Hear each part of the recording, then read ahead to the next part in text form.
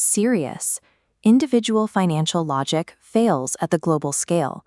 When we zoom out to the entire system, the rules of common sense invert, turning prudent personal choices into the seeds of a systemic disaster. Take a financial panic. If you get scared, the smartest thing you can do is cut your spending and save your money.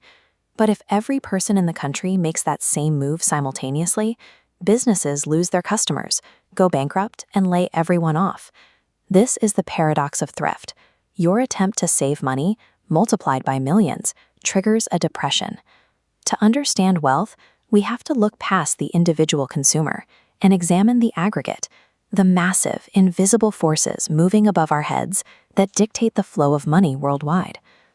What invisible rules determine how much wealth a society produces? Why do economies regularly and predictably crash? And can the people in charge actually tame this chaos, or are they just guessing? Learning how this macro machine operates is a mandatory survival skill, because when these gears slip, it's your savings, your purchasing power, and your job on the line. Gross domestic product, or GDP, is the foundational measurement of the macro system. It functions as a live recording of a continuous, interconnected loop of human transactions. Mathematically, total expenditure, total income, and total value added are identical. Every dollar you spend at a grocery store instantly becomes income for the cashier, the trucker, and the farmer, who then spend it again. A nation's prosperity relies entirely on keeping this circulation moving. If spending stops, the loop breaks, and national income vanishes instantly. But that loop doesn't spin perfectly. It constantly grinds against systemic frictions. As technology evolves, old industries die, and people lose their jobs.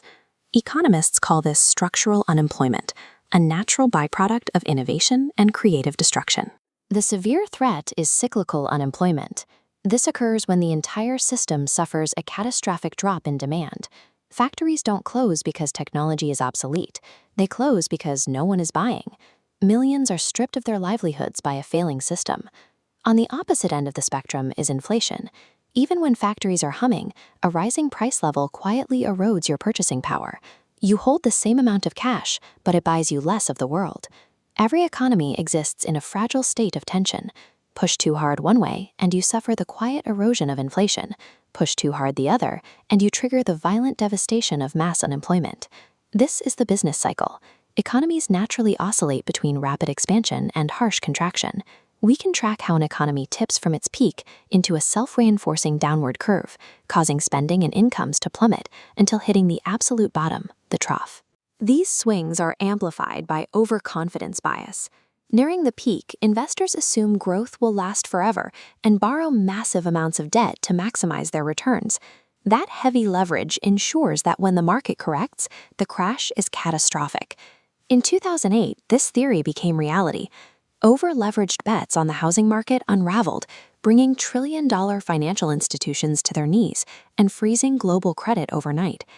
Perfect mathematical models of growth are consistently undermined by the unpredictable chaos of human panic. Central banks act as the institutional first responders, tasked with managing these wild swings and keeping the cycle stable. Their primary tool is monetary policy, manipulating interest rates.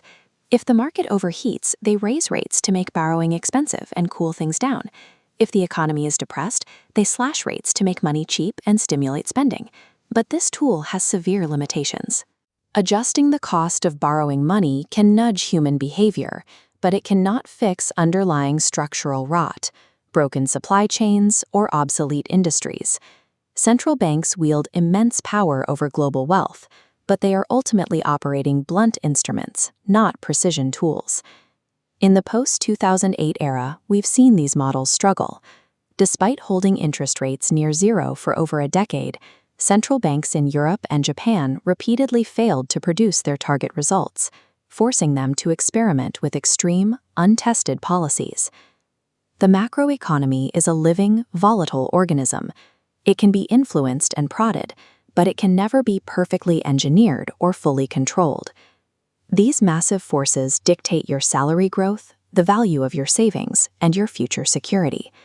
You cannot control the aggregate machine, but by understanding its cycles and its frictions, you can navigate its chaos and protect yourself from the fallout. To learn how to read these warning signs and build your own economic defense, subscribe for the next part of this series.